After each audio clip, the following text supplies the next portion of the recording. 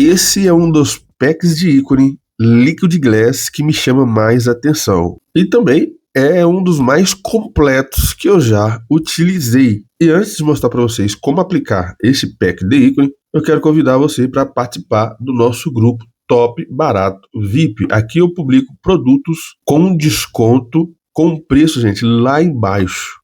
São vários produtos, tem um catálogo muito grande aqui, muito variado. Vale muito a pena você participar do nosso grupo Top Barato VIP e economizar aquela grana comprando aquele produto que você sempre quis comprar. O link do Top Barato VIP está embaixo na descrição do vídeo. E vamos lá então aplicar esse pack de ícone. Qual que é o nome desse pack de ícone? Onewhite Glass Icon Pack. Vou mostrar para vocês, ó. Onewhite Glass Icon Pack. Esse aqui, ó. Onewhite Glass. Eu vou tirar para a gente fazer aqui o processo junto. Pronto, eu tirei. Agora eu vou conseguir mostrar direito para vocês aí. Esse aqui, ó. Onewhite Glass. O link dele vai estar na descrição do vídeo. No Google você vai achar ele gratuito, tá? Mas eu vou deixar para vocês o link da Play Store.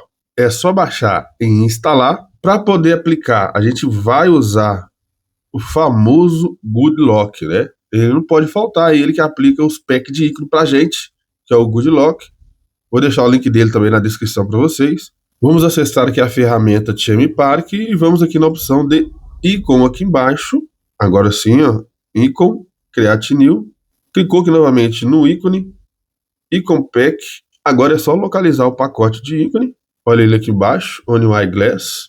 Clica nele, aguarda um pouco, pronto. Agora é só clicar aqui na setinha, coloca o nome que você quiser. Esse é o nome que eu coloquei, o nome é qualquer um, pode colocar o nome que você quiser. Dá um OK, vamos aguardar mais alguns segundos. Pronto, agora é só você clicar aqui e aplicar. Simples assim, né? Para aplicar um pack de ícone aqui é bem fácil.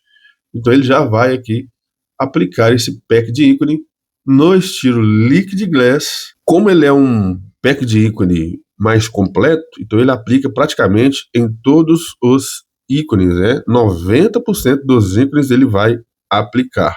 Então é isso, não esqueça de entrar lá no nosso grupo Top Barato VIP. Eu vou ficando por aqui e até o próximo vídeo.